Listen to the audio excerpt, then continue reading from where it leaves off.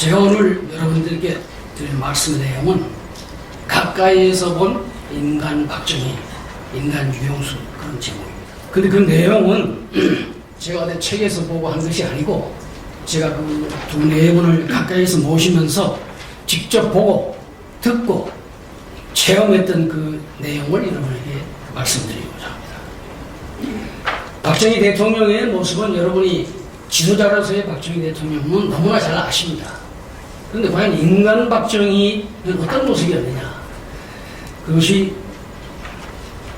관심 갖는 분도 계시고 해서 제가 오늘 그 말씀을 드리려고 합니다.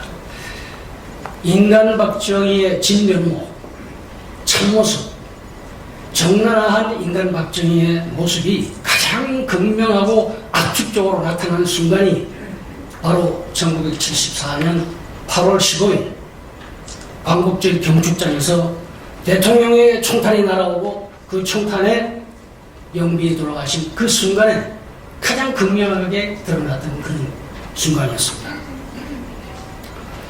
8월 15일 그 광복절 때 청량리에서 지하철 제1호선 개통을 하게 되었습니다. 그리고 그 전날 영부인께서 저보고 8.15 경축 행사를 마치고 지하철을 타게 돼 있으니까 같이 한번 지하철을 타보자, 그렇게 말씀하셔서 제가 그렇게 하겠다고. 그래서 제가 그때 청와대 본관에서 한 50m쯤 떨어진 데 있는 관사에 살았습니다. 꼭 대통령 청와대 필수 요원들, 경비대장이라든지 또는 대통령의 운전수, 주방장, 이런 사람들 꼭 언제든지 필요한 사람이 그 대통령 부르면 갈 수 있는 그런 사람들이 한 8세대가 사는 조그만 아파트에 있었는데, 제가 그 이튿날 8월 15일 아침에 그 대통령 일행 차를 타고 광복절 행사에 가려고 아침을 먹고 나오는데 문 앞에 났어야마자 대통령 일행차가 쫙 빠져나가는 겁니다. 본관에서 뭐 정시에 나가는 거예요.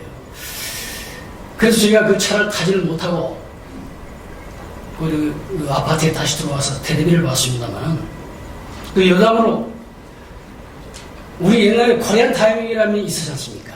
뭐 정부에서 하는 행사 뭐 20분, 1시간 넣는 건 보통이고, 우리 그 사람들도 약속하면 20분, 뭐 30분, 1시간 넣는 게 보통이었습니다. 그런데 그것을 깬 분이 바로 박정희 대통령입니다.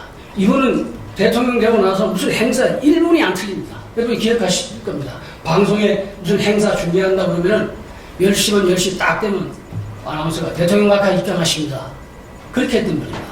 그러니까 그날 또 행사에 뭐 1분 뉴스도 안 틀리게 떠나가셔서 제가 못 갔는데, 텔레비를 보고 있다니까 텔레비가 갑자기 탁 꺼져요. 그래서 이게 무슨 일인가, 무슨 방송에 고장이 났나 이렇게 생각하고 있었는데, 부속실 당직 비서관에 전화가 왔습니다. 영부인께서 지금 서울대병원에 가 계시니까 빨리 가자고.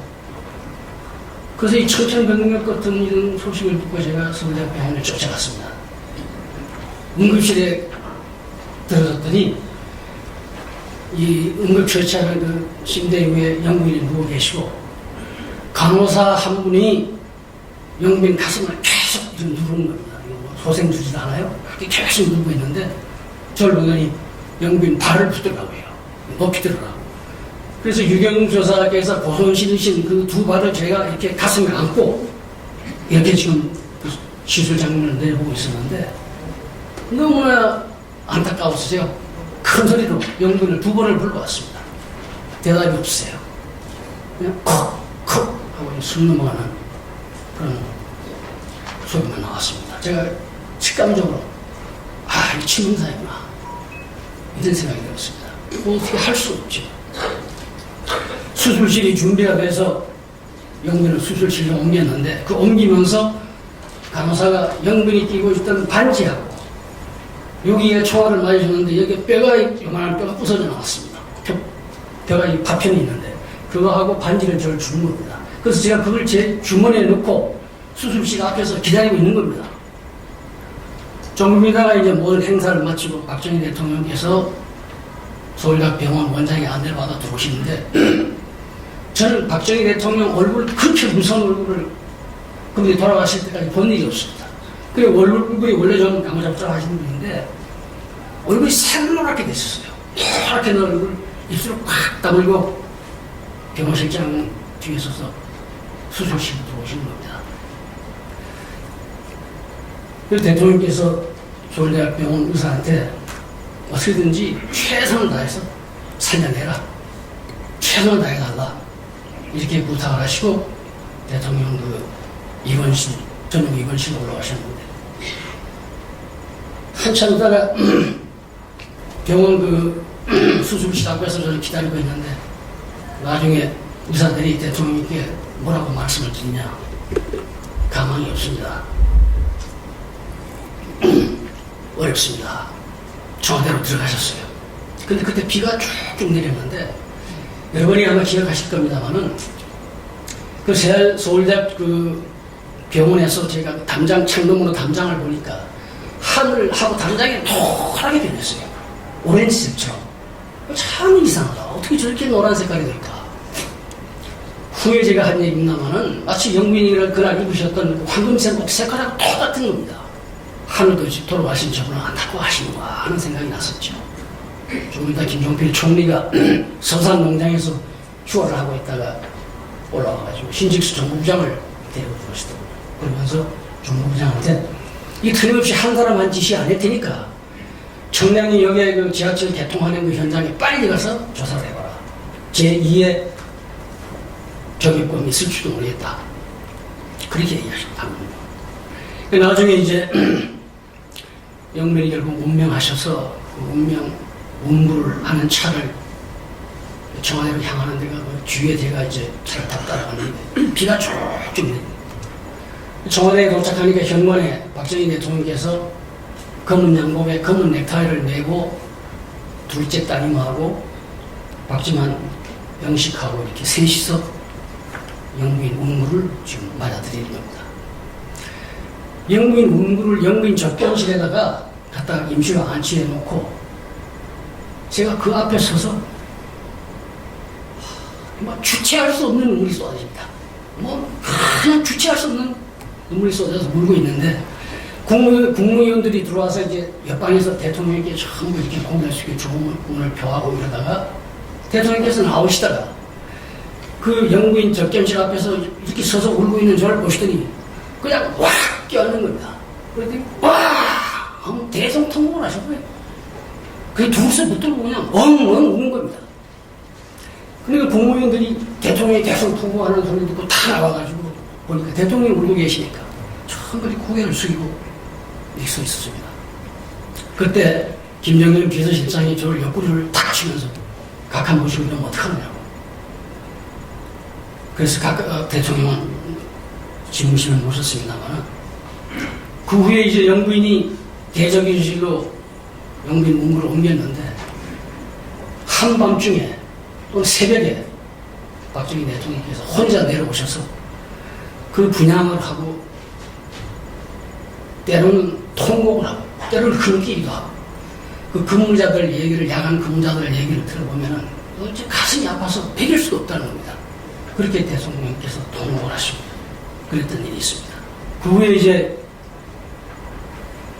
장례식 날 대통령께서 청와대 정문에 서서 경주사색 문구를 떠나보내고 돌아서서 올라오시는데 옆에서 보니까 그냥 눈에서 그냥 줄 같은 눈물이 막 떨어지는 거예요.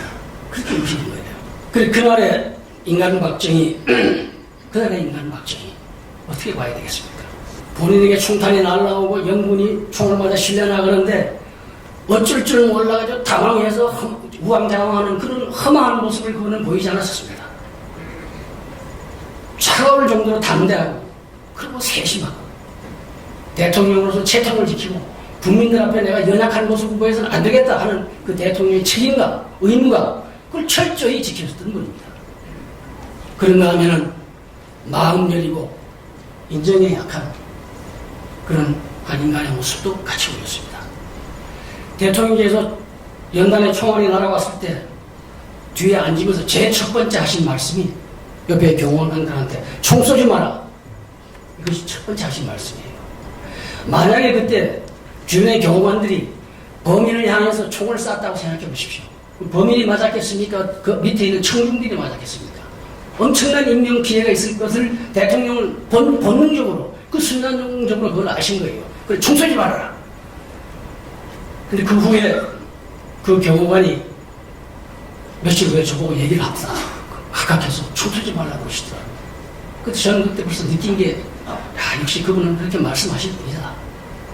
그 후에 그걸 제가 책자에도 소개를 했습니다만은, 얼마 후에 제가 다시 물어봤습니다. 그 경호관한테. 다른 얘기는 녹음이 돼 있는데 왜 그 총 쏘지 말라는 소리는 녹음이 안 돼 있느냐.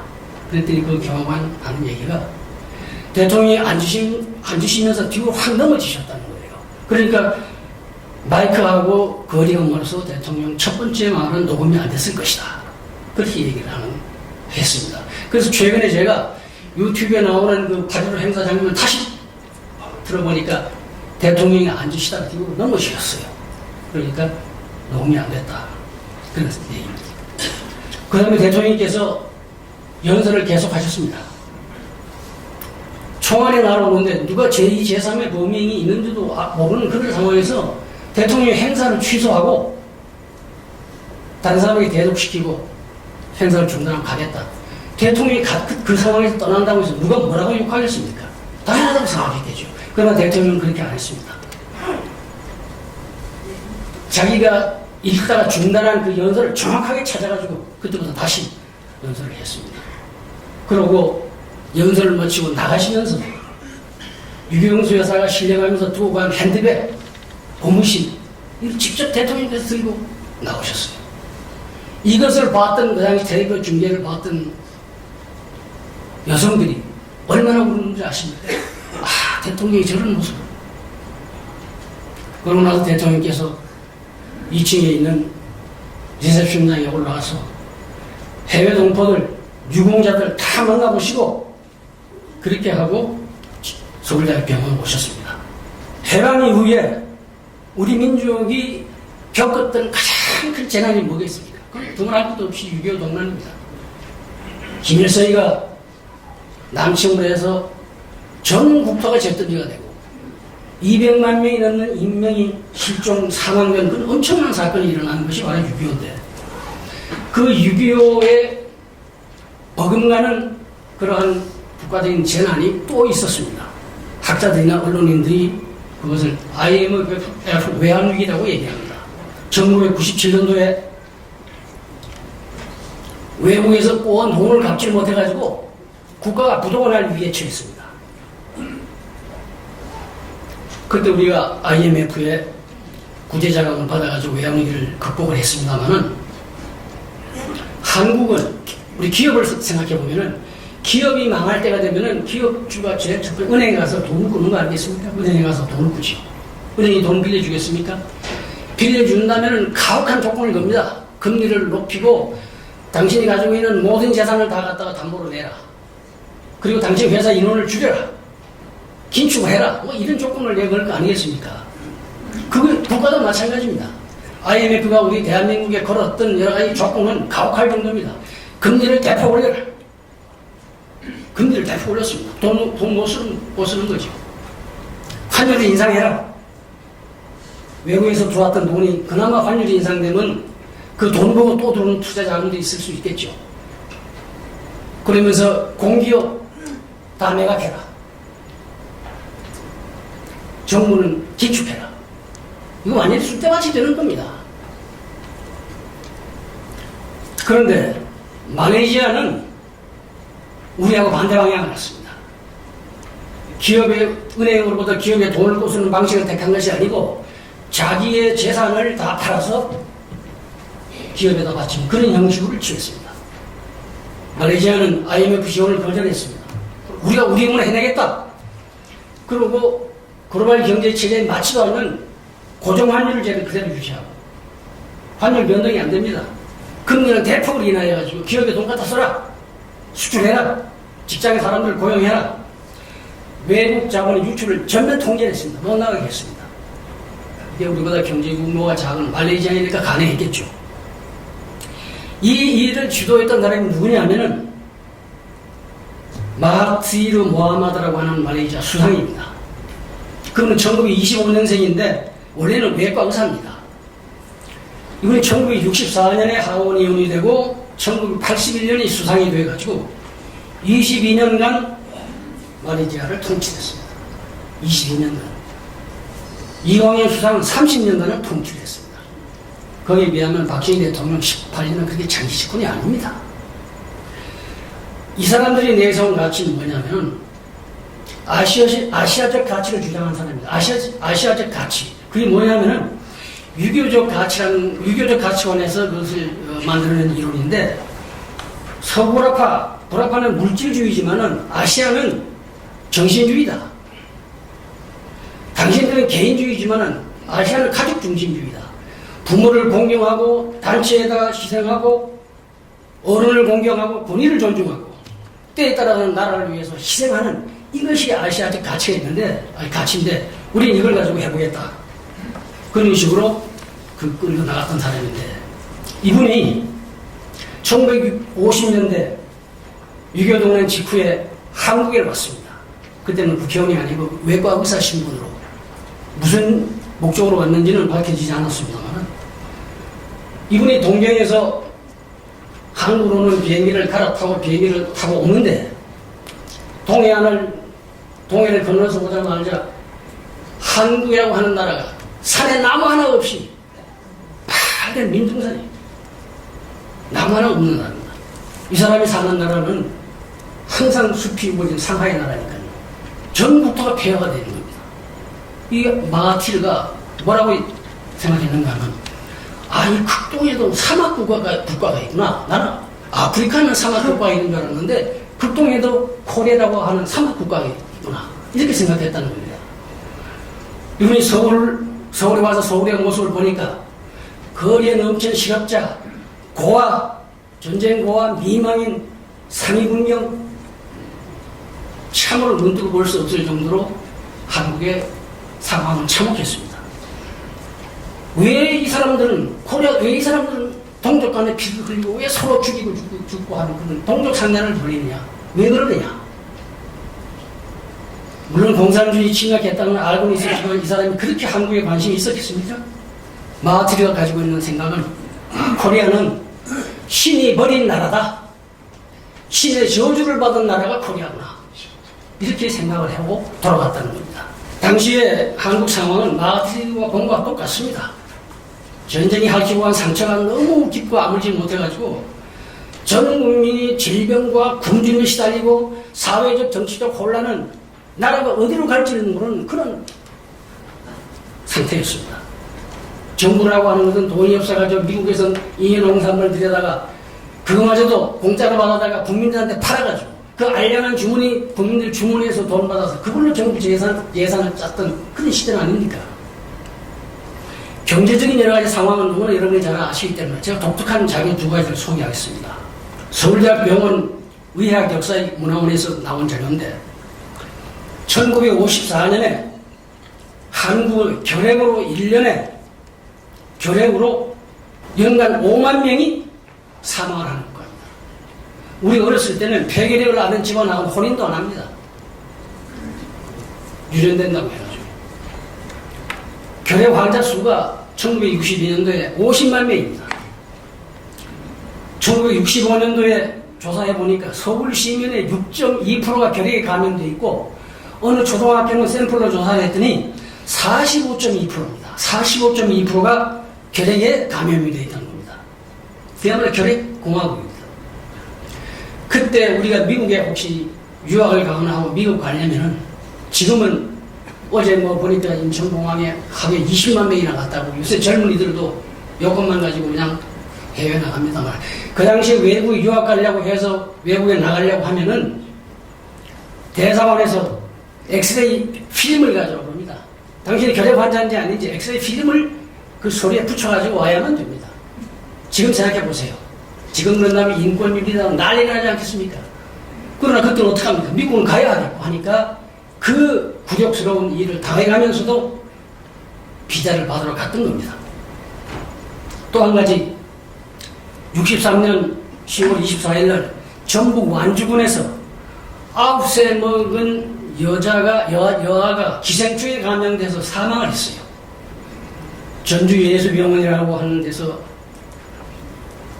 해부를 해보니까 그 9세 먹은 여아의 뱃속에서 회충이 1063마리가 나왔습니다.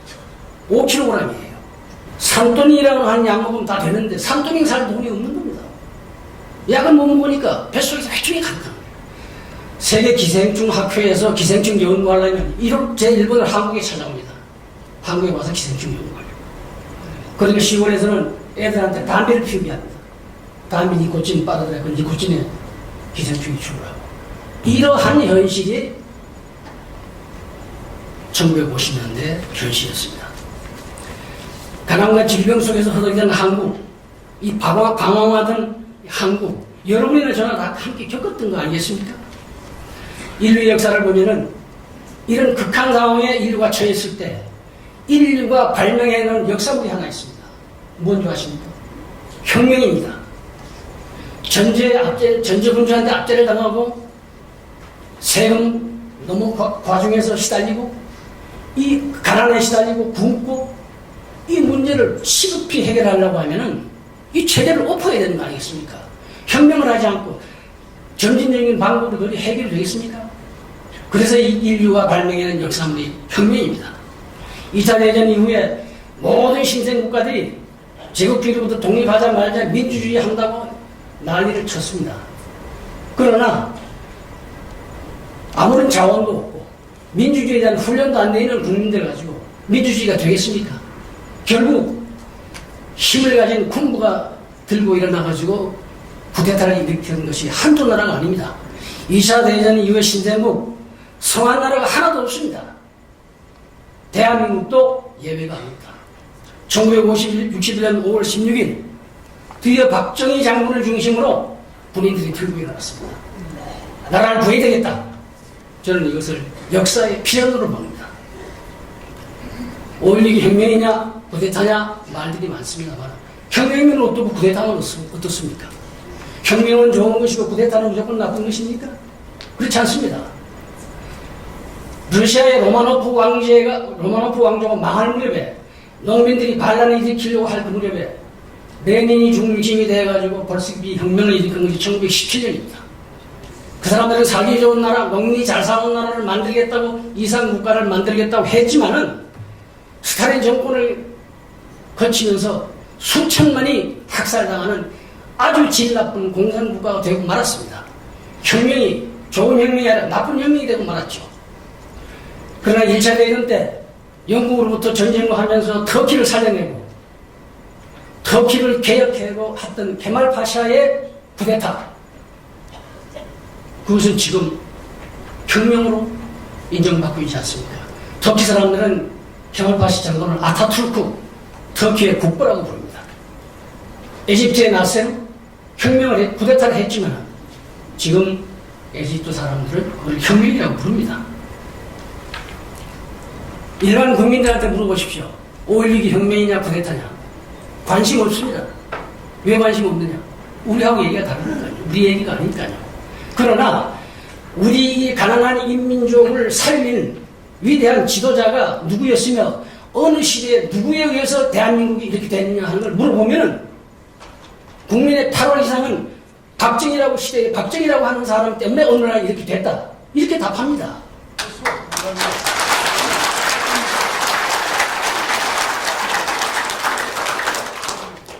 쿠데타냐 혁명이냐 무슨 의미가 있습니까? 이거보다 더 실존적인 결론이 어디 있겠습니까? 박정희 대통령이 혁명 후에 18년간 조국 군대와 민족 중흥 이런 역사적인 과업을 어깨에 짊어지고 불철주야 일을 했습니다. 때로는 국민들로부터 박수도 받고 격려도 받았지만 때로는 엄청난 비난과 저항에 부딪히기도 했습니다. 그러나 박정희 대통령은 흔들리지 않았습니다. 왜요? 혁명할 때 자기 목표가 있습니다. 박정희 대통령은 비난을 듣고 할 때마다 나는 역사에 영역을 물어보겠다. 내가 한 일이 잘못됐는지 욕된 것인지 역사에 묻겠다. 그리고 내가 죽은 뒤에 내가 잘못한 것이라면 당신들이 내 무덤에 침을 뱉어라. 이런 마음의 자세로서 일을 했습니다. 2002년도에 조선일보가 갤럽 조사한 것을 발표한 일이 있는데 국민들에게 물어봤더니 우리나라에서 가장 존경받을 인물이 누구냐? 1등이 박정희 대통령이고 2등이 이순신 장군, 3등이 세종대왕, 4등이 김무선생입니다. 우선 그 IMF 그 이후에 그 어려웠던 위기 상황이 반영됐다고 보긴 합니다만 어떻든 간에 국민들로부터 그만한 걸 존경을 받는 분인데 제가 서울대학교 정치학과의 교수 한 분을 만났습니다. 일부러 만났습니다. 그분에게 내가 물어봤죠. 당신들 대학 교수 지식인들 언론인들은 박 대통령을 독재자라고 그러고 이렇게 비난을 하는데 왜 국민들은 박정희 대통령이 우리나라를 보는 가장 위대한 지도자라고 여론조사는 반만 1등으로 나오는데 왜 그런 거냐? 우리 국민들이 무지 목매해서 그러냐? 아니면 당신들이 위선자이고 당신들이 비굴해서 그걸 말 못하는 거냐? 왜 학자들은 왜 말 못하느냐? 다음 대답해보라. 그 서울대 교수가 저한테 얘기를 합니다. 솔직히 말씀드리면은 학자들이 비굴하고 위선적인 데가 있습니다. 그렇게 말을 합니다. 제가 박정희 대통령을 처음 만난 것은 1961년도 7월입니다. 표고의 의장 때지요. 제가 살던 곳에 수해가 났습니다. 온 도시가 물바다가 되고 집이 다 떠내려고 농토가 떠내려고 박정희 표고의 의장께서 수해지구 현장 시찰차 오셨어요. 그때 수해지구에 수해민들이 수용되어 있던 국민학교로 차를 타고 가시는 박 대통령의 모습을 제가 길가에서 봤습니다. 눈이 마주쳤어요. 눈빛이 현명했던 기억이 납니다. 눈빛이 대단한 장군이구나. 그런데 그 당시에 우리 수해가 났다 보면 여러분이 아다시피 정부에서 밀가루 한 포대 갖다 주고 모포 갖다 주면 그게 하는 일이 다입니다. 다 늘 그래 왔으니까요. 그런데 박정희 최고의 의장이 수해 현장에서 지시한 건 그게 아닙니다. 이 시내를 가까이 강이 흐르고 있는데 저 강을 그대로 두면 또 수해가 날 것이다. 강을 옮겨라. 강을 옮기는 겁니다. 상상해 보십시오. 그래서 군 공병장비를 동원해서 산허리를 잘라내서 그 강 줄기를 시내에서부터 한 3km 정도 밖으로 돌렸습니다. 아니 당면은 모포나 밀가루 주는 정부가 산을 허리를 잘라서 강을 바꾼다. 이거 상상할 수 있겠습니까? 그 당시에 젊은 저는 군에 가려고 그때 가서 시골에서 대기하고 영장을 기다리고 있었는데 너무나 충격을 받았고 이 한 젊은이의 가슴 속에 박정희라고 하는 인물이 아주 강하게 각인된 계기가 바로 그것이었습니다. 산을 잘라서 강을 옮기는구나. 엄청난 일 아니겠습니까? 여담입니다만은 제가 그 다음에 이제 군에 갔다가 제대해서 와보니까 그 강을 옮긴 그 자리에 아주 아름다운 주택이 들어서 건물이 들어서 상년 벽해가 된 것이 아니라 벽해가 상년이 돼 있었어요. 제가 군에 입대했을 때 여러분 61년도에 군에 입대했는데 월급이 1,000원입니다. 1,000원. 그런데 62년도에 화폐 개혁을 하더니 100원이 됐어요. 지금도 100원입니다. 제가 받은 월급이. 근데 지금 여러분 육군병장 봉급이 얼마인 줄 아십니까? 30만 원. 3,100원 올라요. 3,100원 올랐어요. 이런 것 그냥 지나가는 얘기로 할 수는 없는 겁니다. 제가 그 후에 서울구 남산에 유경수 여사님이 설립하던 어린이회관에 제가 기획실장으로 가서 근무를 하게 됐는데 10월달 어느 날 그 남산 야외음악당에서 대통령이 참석한 보이스카우트 그 전진대회가 있었습니다. 그런데 전진대회를 마치시던 대통령 네 분이 수행했던 국무위원들을 다 현장에 불러오신 겁니다. 그래서 제가 그때 현장에서 일을 하고 있었는데 그 전에 대통령을 제가 한 2번 뵙기는 했지만은 대통령께서 이러고 오시더니 날 보더니 손을 딱 잡는 거예요. 손을 딱 잡더니 이 손을 놓지 않는 겁니다. 그러면서 남산 그 공사 현장 앞을 한 바퀴 쭉 도시면서 저하고 얘기를 하시는데 수행했던 뭐 카메라맨들이 저게 누군가 싶어가지고 젊은이 하늘을 대통령이 이제 손을 잡고 하니까 이상하니까 뭐 사진을 찍고 뭐 국무위원들은 이렇게 절 쳐다보고 난리가 났어요. 그때 대통령께서 남산에서 이 서울 시내를 이렇게 내려다보시더니 저는 그때마다 서울 시내가 아름답고 굉장히 큰 도시라고 생각했거든요. 전 시골 사람이니까. 대통령께서 뭐라 그러시냐면 아니 이성계가 왜 여기다 투입을 했을까 이러신단 말입니다. 그때 그분 생각에는 벌써 서울이 좁고 이제 안 되겠다는 생각이 들었던 것 같아요. 참 좀 그래서 제가 최고는 작은 분인데 보통 통이 큰 분이 아니구나 하는 그런 생각을 했습니다. 제가 정원에 들어가서 대통령을 모시면서 보면은 이분의 철천지에 한이 맺힌 게 가난해서 나라를 한번 구해보겠다 이 생각밖에 없는 것 같아요. 모든 경제, 국방, 모든 이 정책도 결국 가난을 극복하고 난 후에 해결되는 거 아니겠느냐 하는 생각입니다.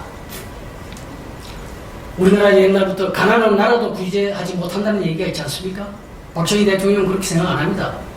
가난한 나라가 구제하지 못한다고 하는 것은 옛날에 군주시대의 임금이나 위정자들이 자기의 변명에 불과한 거지 왜 가난한 나라가 구제하지 못하느냐. 나라가 구제할 수 있다. 나는 할 수 있다.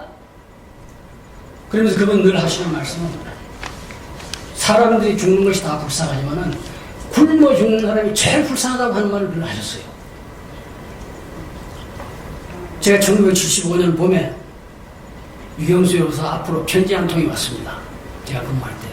성남에 사는 한 여자가 보낸 편지인데 80 먹은 노모를 모시고 사는데 남편이 서울역 앞에서 볼펜 장사를 하다가 교통사고가 나서 병원에 입원해 있는데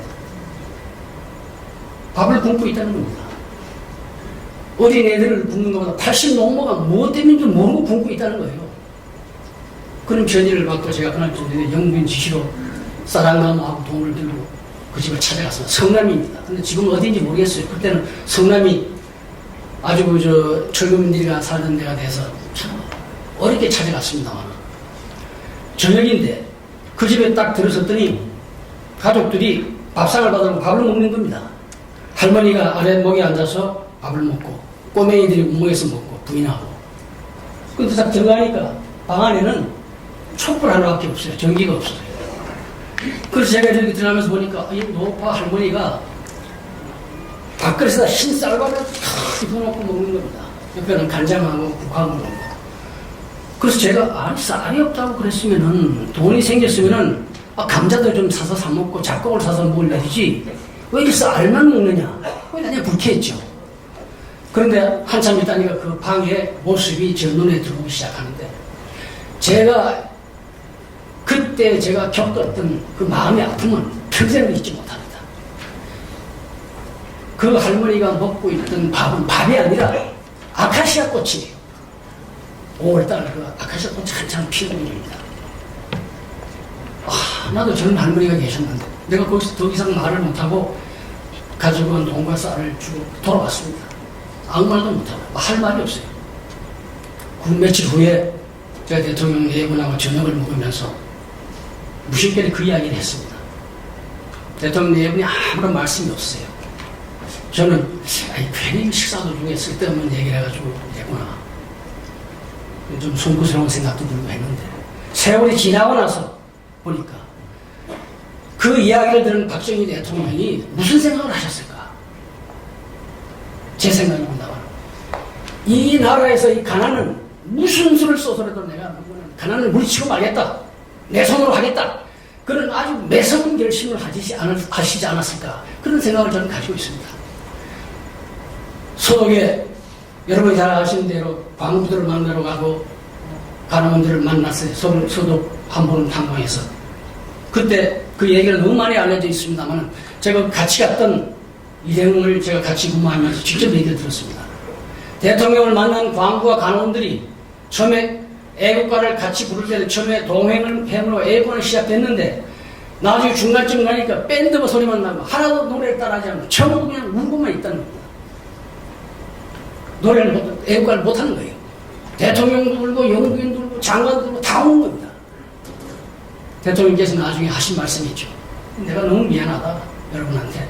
대통령에 대해서 이 와서 이렇게 몬타나 나라의 대통령이 와서 여러분을 여기서 뵙게 되니까 죄송이 한이 없다. 그러나 여러분이나 저나 우리 후손들에게 말은 이런 나라를 물려주지 말자. 그렇게 하면서 눈물을 서로 흘리면서 헤어졌다고 합니다.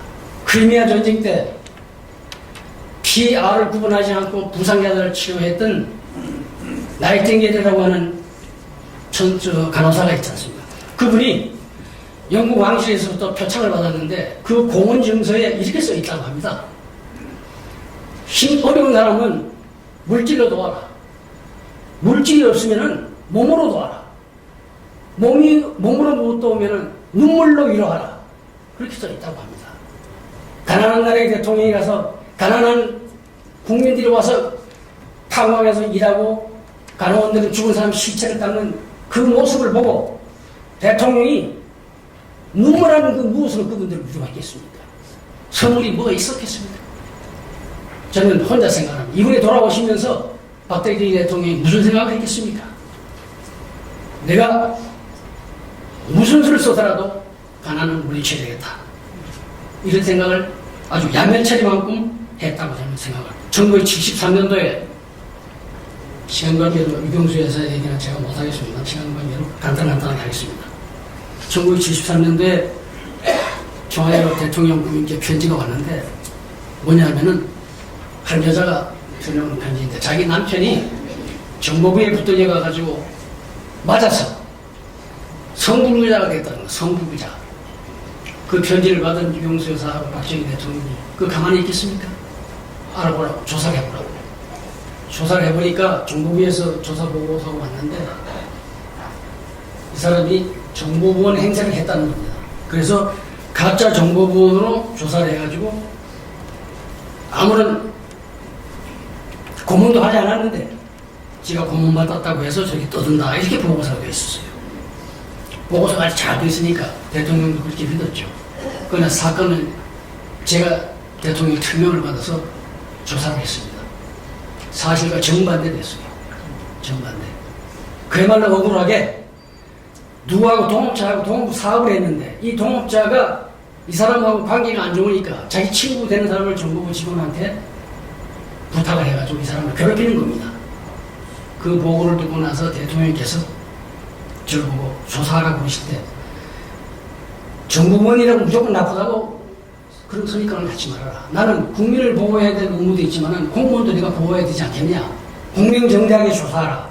그래서 조사를 해서 결과를 밝혀냈습니다만은 이런 일을 두 대통령 네 분께서 하시는 것을 보면은 그야말로 특히 유경수 여사 가난하고 힘없고 어렵고 병들고 억울한 일 당한 사람들은 자기 일처럼 아주 지성껏 도왔고 박정희 대통령도 그것을 전폭적으로 도와줬습니다. 최근에 어느 한 분이 유경수 여사는 남에 대한 배려가 없고 대통령 부인으로서 불우한 사람을 도왔다는 이미지는 조작된 것이다. 이렇게 말하는 분이 있었습니다. 젊은 시절에 어떤 관계였는지 모르겠습니다만은 제가 모시고 있는 유경수 여사 잠 한 번 실컷 잡았으면 좋겠다 할 정도로 그분이 하신 일의 90%는 어려운 사람, 병든 사람, 가난한 사람, 노인들 돕는 일에 모든 시간을 다 보냈고 우리도 그렇게 보장했습니다. 우리는 그 이미지를 조작할 줄도 모르고 저나 우리 전임자나 그런 이미지 조작하는 사실이 없습니다. 저는 오늘 이거를 증언 삼아서 제가 한 말씀 드리려고 합니다. 두 네 분에 대해서 이런 일이 있을 때마다 생각나는 사람이 하나가 있습니다. 바로 전태일이라고 하는 사람입니다. 지난번에 여기 교수님이 말씀하셨는데 이 전태일 씨가 원래 1948년생이니까 지금 아마 70세가 살아계시면 70세일 겁니다. 이분이 대구 출신으로 고등공민학교를 나온 교육밖에 없는데 이 사람은 그야말로 열악한 노동 환경, 낮은 임금 여기에 가슴 아파했던 사람입니다. 이분이 박정희 대통령한테 편지를 보냈습니다. 그런데 아쉽게도 이 편지가 대통령한테 도달이 안 됐습니다. 아마 민정비서실에서 받아서 노동청으로 이첩했을 겁니다. 이 편지를 제가 한번 읽어드리겠습니다. 간단하게. 이 문법적으로 조금 틀린 데가 있습니다만 존경하시는 대통령 각하, 저는 재봉계에 종사하는 재단사입니다. 각하께서는 저들의 생명의 원천이십니다. 혁명 후 어느 날까지 저들은 각하께서 이루신 모든 실체를 높이 평가하고 존경합니다. 그리고 앞으로도 길이 존경할 것입니다. 삼선 개헌에 관하여 저희들이 알지 못하는 참으로 깊은 희생을 각하께서 행하심을 머리 숙여 음미합니다. 끝까지 인내와 현명하신 용기는 또 한 번 밝아오는 대한민국의 무거운 십자가를 국민들은 존경과 신뢰를 각하께 드립니다. 안타깝게도 이 편지가 도착이 안 됐습니다. 차라리 정보부 부문 구타 사건처럼 유경수 여사에게 편지가 왔더라면 그분은 다 보시니까 이 편지를 대통령께 드렸을 것이고, 제가 믿기로는 박정희 대통령이나 유경수 두 분 중에 한 분이 반드시 평화시장에 갔을 겁니다. 거기 가서 열악한 작업 환경을 보고 어떻게 내가 좀 도와줄 길이 없겠느냐, 어떻게 하면 내가 도움이 되겠느냐, 분명히 그렇게 하셨을 겁니다. 그러나 요새 전태일 씨라고 하는 분은 이만큼 순수했던 사람인데 그분을 마치 반체제처럼 그렇게 둔갑시키는 것은 그는 옳지 못한 행위뿐만 아니라 그분에 대한 모독입니다. 박정희 대통령은 천성이 절약하고 아끼고 하는 그런 분입니다. 제가 이 얘기를 월간조선의 조합재 기자의 도움을 받아서 기고를 한 일이기 때문에 너무 많이 알려졌습니다만, 대통령 돌아가시고 나서 그 다음에 이제 주기아 정부 때 대통령 집무실을 수리를 해야 되는데 총무비서실 직원이 그 수리를 하다가 박정희 대통령이 침실을 변기를 이대로 봤더니 변기에 벽돌이 두 장이 파랗게 이끼가 낀 벽돌이 두 장이 물통 안에 있는 겁니다. 물을 아끼기 위해서. 그때 그 직원들이 저한테 얘기를 합니다. 제 방에 와서. 제가 대통령 측근을 모시고 있다는 걸 아니까. 아니 지금 청와대 물이 모자라는 것도 아니고 대통령이 물 더 쓰신다고 해서 뭐라 부를 것도 아닌데 왜 이렇게까지 하셔야 했느냐. 그야말로 눈물이 나더라. 그런 얘기 들었습니다.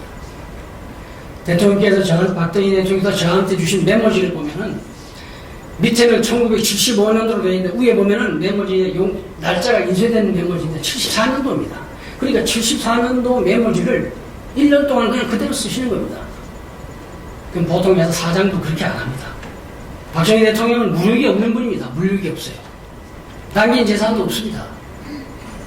영남대학 정수정학회 유형재단 이걸 가지고 시비하는 분들이 있지만은 영남대학이 그게 개인 대학입니까? 고려대학을 김성수 동아일보 사장하신 부통령이 고려대학 설립했다고 혹시 고려대학 후손들이 자기 대학이라고 할 수 있습니까? 학교 범위는 그런 게 아닙니다. 정수정학회도 마찬가지입니다. 정수정학회 이사장은 최석채 씨, 이관우 씨 같은 언론인들이 그걸 맡아서 했던 그런 작업입니다. 박정희 대통령이 돌아가시고 나서 그 재단들을 그대로 그 박 대통령의 뜻을 이어받아서 그런 사람들이 계속 했었으면은 지금처럼 자금이 없었을 겁니다. 대단히 아쉽게 생각합니다. 5.16이 성공한 배경에 보면은 군인들이 도대체 5.16을 누가 했느냐? 박정희 소장. 아, 그럼 내가 참여해야 되겠다. 대개 장성들이나 그러면 후생사업에서 돈 많이 벌고 그 돈 가지고 떵떵하게 살고 그랬던 사람들 아닙니까, 그 당시에. 그러나 박정희 소장 그러면 아, 청렴결백한 실력 있는 장군. 그러니까 그 밑에 혁명 세력들이 모인 겁니다. 박정희 대통령 돌아가시고 나서 정치자금이 9억이 나왔다고 했습니다. 그 9억 박정희 대통령이 어디에 쓰시려고 했는지 제가 잘 압니다. 추석 연말 연시에 일선장병에 위문금 보내고 과월에 돈 보내고 어려운 사람 돕고 그렇게 하면서 쓰는 돈입니다. 김정일 씨가 쓴 책에 보면은 박정희 대통령이 1년에 정치자금으로 받은 돈이 약 한 20억에서 30억 된다고 합니다. 그 2억 정도, 한 달에 한 2억 정도 되면 그 2억 중에 1억은 공화당 그렇죠. 내가 돈을 줄 테니까 공화당 당신들 절대 어디 가서 돈 받지 말아라. 기업에 절대 손 벌리지 말아라. 그리고 주는 겁니다. 그리고 대통령께서 지금 말씀드린 그런 어려운 사람들 돕는 일에 쓰신 그 정치 자금인데 그 돈을 개인이 쓴 돈이 아닙니다. 더군다나 지방에 시찰을 하고 갈 때 보면은 대통령 돈을 많이 쓰셔야 되는데 청와대 예산 가지고 안 됩니다, 그 당시에. 그러니까 수백 명의 경호원이 동원되고 직원들이 따라다니고 할 때 어떻게 하겠습니까? 그런 돈도 대통령이 주머니에서 나온 돈이지 비서실 청와 예산이 아닙니다. 그래가지고 지금 와서 이렇게 비판하는 것은 그 실체를 너무나 모르고 하는 얘기입니다. 대통령은, 박정희 대통령은 인간적으로 대단히 인적 많고 눈물이 많은 분이었습니다. 1974년도에 마산에 있는 한일합선 공장에 대통령이 가셨는데 그 애들이 이제 일하는 걸 보고 내 소원이 뭐냐, 학교를 다녔으면 좋겠다. 제가 영어를 모르니까 이 라벨을 붙이는 걸 까돌로 붙여가지고 야단도 맞습니다. 영어 ABC자도 좀 배웠으면 좋겠습니다. 이 말이 대통령의 가슴을 아프게 한 거예요. 그래서 대통령께서 특별 지시를 내렸습니다. 야간학교 만들어라. 정시로 교육과정 만들어라. 나중에 교육부 응교부에서 고등학교 졸업생 자격을 줄 수는 없습니다. 그냥 이수하는 걸로 할 수밖에 없습니다. 대통령이 노발대 무슨 소리냐? 고등학교 졸업장 줘라. 무슨 그렇게 까다로운 절차가 있느냐 해서 그 애들이 그 전부 다 고등학교 졸업장을 받았는데 이 애들이 추석이나 명절에 집에 돌아갈 때 보면은 교복을 입고 갑니다. 교복을 입고. 그 추운 겨울에도 외투를 안 입고요. 여학생 교복을 입고 자기 집에 갑니다. 나 학교 다닌다. 이걸 보이기 위해서. 얼마나 가슴 아픈 얘기했습니까?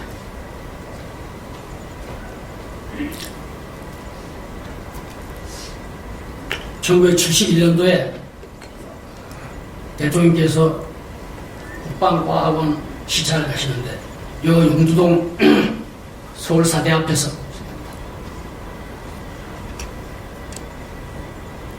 대학생들이 데모를 했습니다. 경찰과 투석전이 벌어졌는데 대통령이 그 앞을 지나가 경호실에서 이리로 가시면 안 된다. 그냥 가자. 돌이 대통령 자동차 본넷에 탁 떨어졌습니다. 그러니까 대통령이 차를 세워라. 문을 열어 나오는 겁니다. 왜 경호원들이 많이 주기가 안 된다고. 무슨 소리냐, 비켜. 담벼락에서 돌을 던지는 학생들이 보니까 치가 잘막 대통령이 내리시면 전부 다 도망가 버렸어요. 돌을 놔들고. 대통령이 그 학생처장을 만나서 학생들 교육 잘 시켜라. 훈시를 하고 돌아왔습니다. 그러면서 저 손에 흙 묻은 놈들 다 잡아라. 그러니까 경찰서하고 그 돌 던진 학생들 다 잡았어요. 나중에 행사를 마치고 오니까 동대문 경찰서에 100명이 붙들려 있다는 겁니다. 저녁에 대통령께서 뭐라고 그러시답니까? 이제 혼좀 났을 테니까 다 풀어줘. 그날처럼 다 풀어줬습니다. 학생 데모에도 대통령은 어떻게 보면 어머니처럼 선생처럼 그렇게 애들을 지도하려고 한 것이지 그렇게 뭐 처벌하려고 하는 거 아닙니다. 그날 저녁에 다 군방대 나갔습니다. 포항제철을 확장 공사를 할 때 그 담당한 비서관이 청와대에 있었는데 다시 확장 공사를 하면서 보고서를 만들어 가지고 자기는 뭐 외우고 뭐 해가지고 가지고 와서 보고를 드렸는데 아주 완전히 준비를 해가지고 와서 보고를 했습니다. 대통령이 다 들으시니 사진 몇 장을 보고 나서 뭐라고 그러십니까? 여기 저 배수로가 있었는데 배수로가 어디로 갔나? 그러니까 이 사람은 보고할 때 뭐 예산이 얼마 들고 뭐 했지만 그 배수로가 어디 간 건 자기는 몰랐거든요. 그러니까 보고하기 다 빵점이 돼버렸어요. 그분이 나와서 저한테 하는 얘기가 등골 식은땀이 나더라. 등골 식은땀이 나더라. 그러니까 대통령의 관심은 그런데 깊은 데 있으니까 그걸 몰랐죠.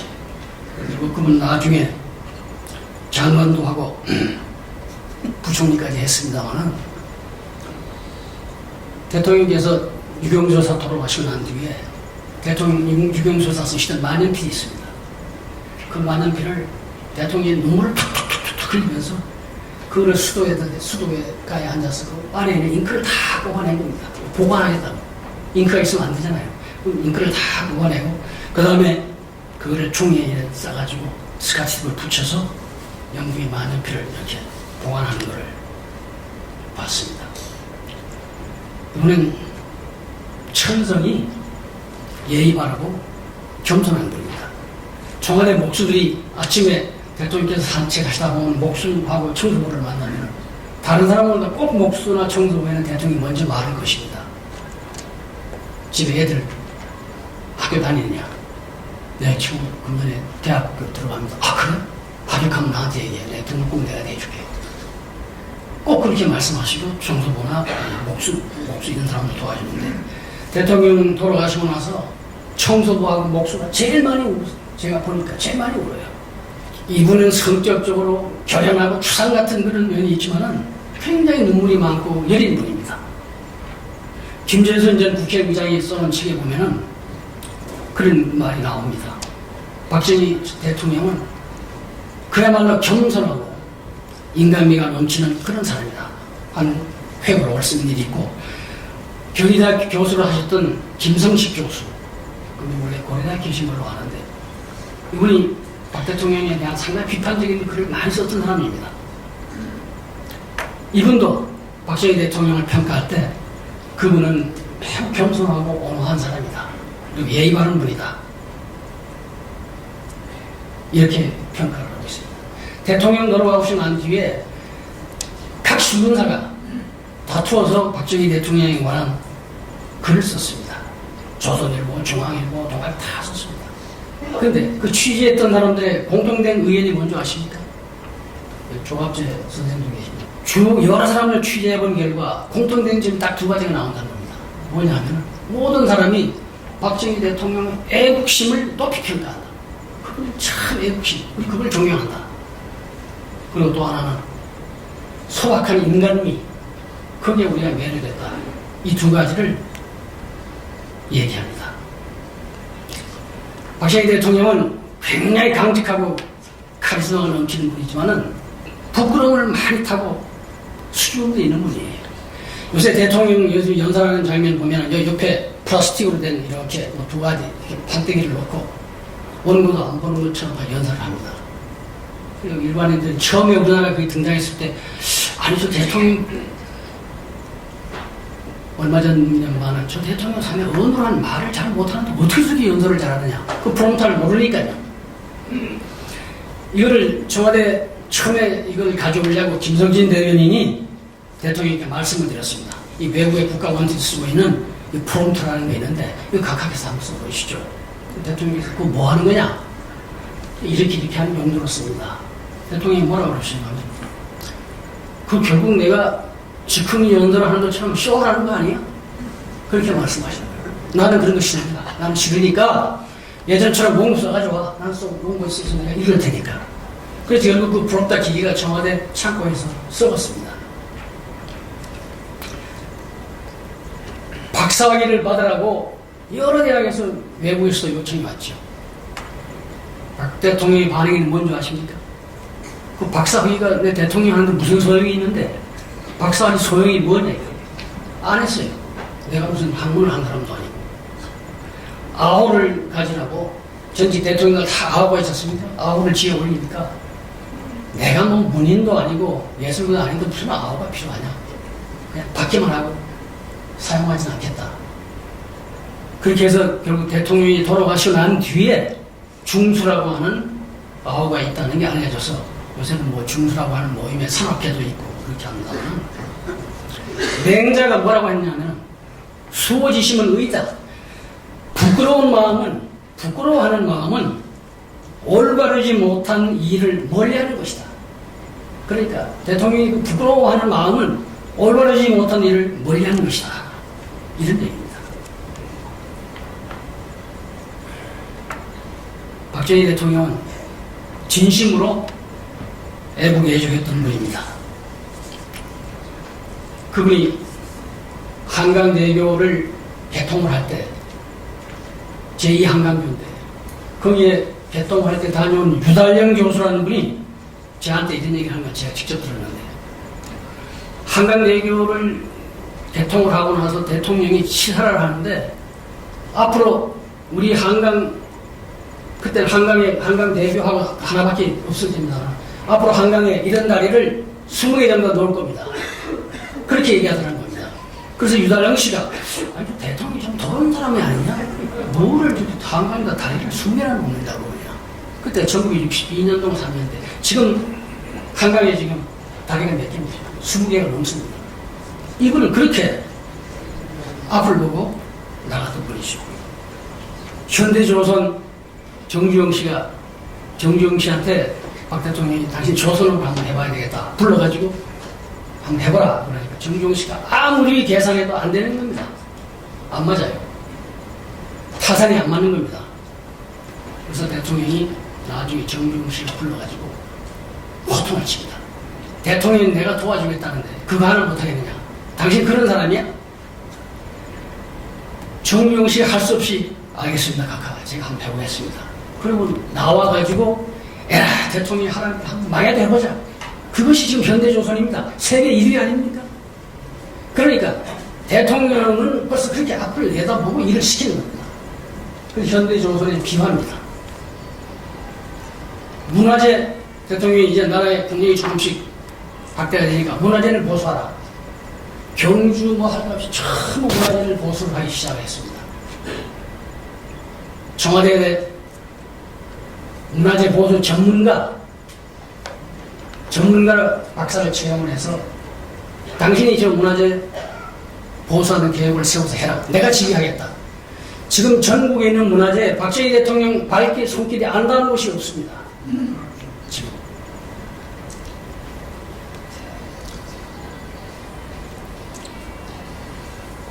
박 대통령께서 한일 회담을 하고 월남 파병을 하고 소양강 댐을 건설하고 포철을 만들고 할 때 다 야당에서 반대했습니다. 하나도 안 된다고 반대한 거죠. 박 대통령께서 이렇게 말했습니다. 이 엄청난 과업을 나는 단 한 번의 야당으로부터의 칭찬이나 박수 없이 내가 외롭게 추진했다.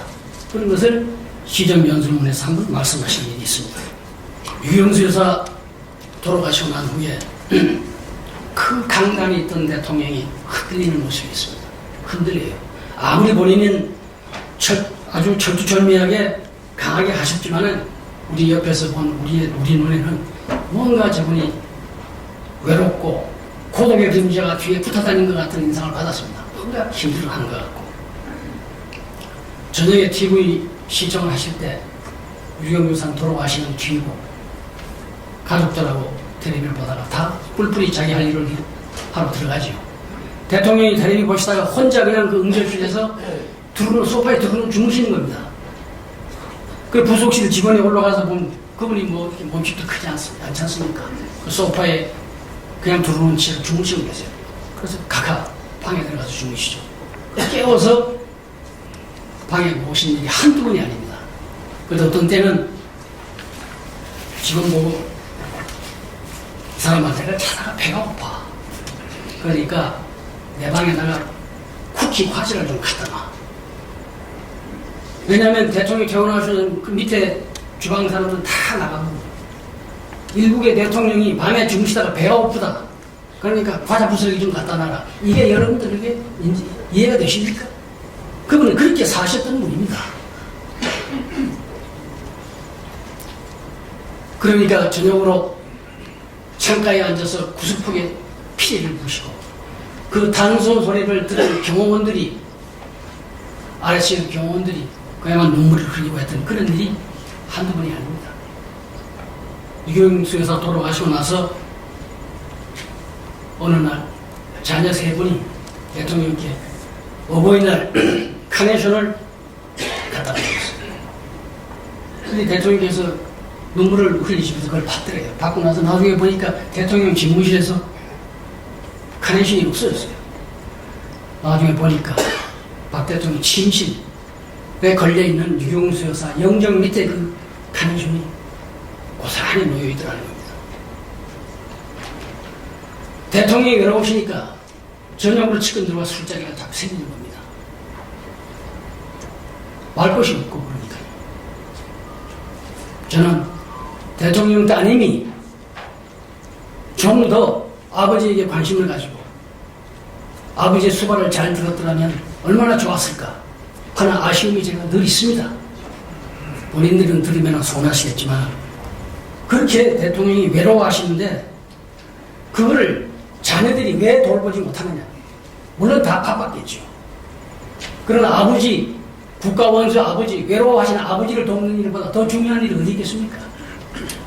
인간 박정희를 우리가 깊이 들여다보면 시련과 고난과 어려움의 연속이었습니다. 파란만장한 일생을 살 시작하는 분입니다.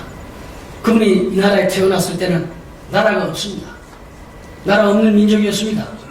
창씨 개념을 강요당하고 젊은이들은 전부 강제징용되고 분해가고 하는 그런 시절이었습니다. 박정희 대통령이 대구 소년 시절에 너무 가난해서 먹지를 제대로 못해서 야맹증에 걸려서 방문이 얻어왔던 분입니다. 대구 사범학교 시절에 기숙사비를 못 내니까 집에 돌아와서 기숙사비가 될 때까지 준비해서 가다 보면 한 달, 두 달씩 결석을 하죠. 대구 사범학교 입학할 때 1070명이 응시를 해서 51등으로 입학을 했는데 100명 모집에 나중에 보면은 졸업할 때 보면 성적이 하위입니다. 하위. 결석이 너무 많아요. 그리고 그분이 교사의 길을 갔습니다마는 고난이 길었습니다. 해방 후에 건군에 참여해서 뭔가 해보려고 했더니 젊었을 때 한때 군에서 잘못 관여했던 남노당 사건에 연루가 돼서 엄청난 신체적인 고통을 당하고 대통령이 사형 구형에다가 무기 언도가 나고 파면이 됐습니다. 그리고 대통령이 첫 번 결혼에 실패하고 다음에 한 여인을 사랑했는데 그 여인이 박정희 대통령이 남노동에 관련됐다는 사실을 알고 종족을 감춰버렸어요. 생각을 해보십시오. 인간들은 얼마나 큰 고통이 있겠습니까? 저 본인을 뭣도 모르고 했던 일인데. 그러나 이분이 다행히 군에서 이렇게 유능한 장교를 우리가 희생시켜서는 안 된다. 그리고 남노당으로 근무한 그런 남노당의 활동이 없지 않느냐. 이렇게 해서 군에서 복직운동이 일어나서 다시 군에 복직하고 또 유경수 여사라고 하는 아주 훌륭한 여인을 만나서 가정을 꾸리게 됩니다. 5.16이 실패했으면 어떻게 됐겠습니까? 5.16이 실패했으면 그분은 또 사형을 언도받았을 것입니다. 그런데 왜 그분은 이 길을 갔을까요? 모진 시련을 겪을 때마다 이분은 자기 생에 대한 애착보다는 대의와 명분의 생명을 건 겁니다. 내가 목숨을 걸고 추구할 가치가 있고 이상이 있고 꿈이 있다면 내 목숨을 초기와 같이 버리겠다 하는 것이 박정희 대통령의 생각이었습니다.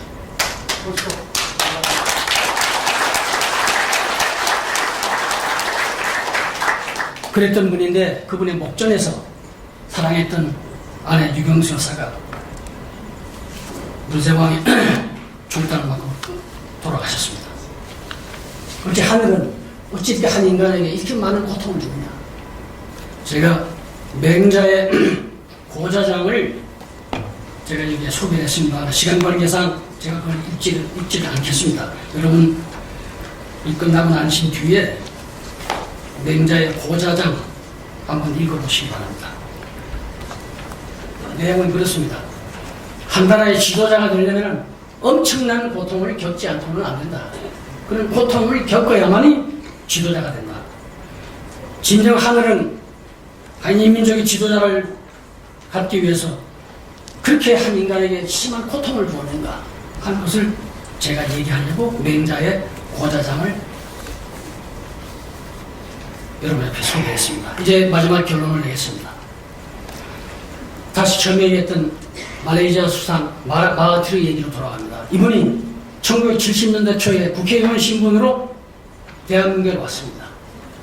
대한민국 동경에서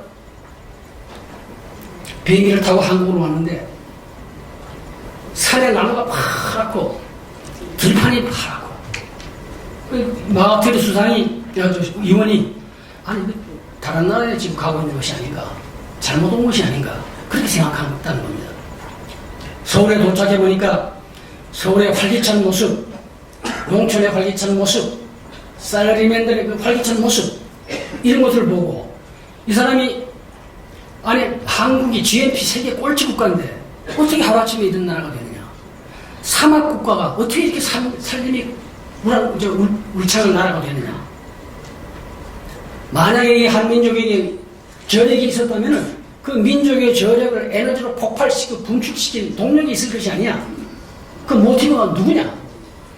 결론을 마하티가 이런 결론을 냈습니다. 아, 코리아는 박정희라고 하는 불세출의 한 지도자를 만나서 세계 최빈국에서 이렇게 중진국으로 발전해 나가구나, 이렇게 결론을 내고 돌아가서 마하티는 시간만 있으면 한국을 배워라, 한국을 배워라, 그렇게 얘기했습니다.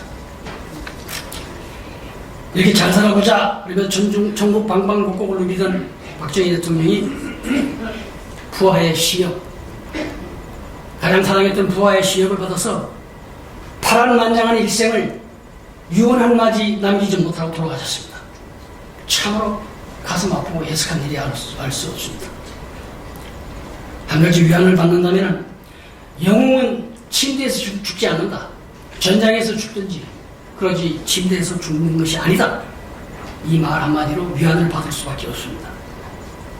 세월도 가고 인걸도 가고 권력은 구름처럼 모였다가 흩어지기도 합니다. 최근에 박정희 대통령 기념 우표 사태를 제가 보면서 세태라는 것이 그런 것이 아니냐,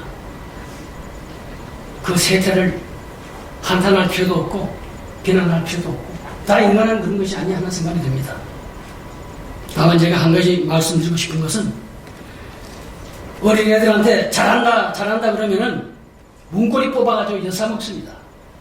잘한다 하면은 자기들이 잘하는 줄 압니다. 그걸 국민들이 알아야 됩니다.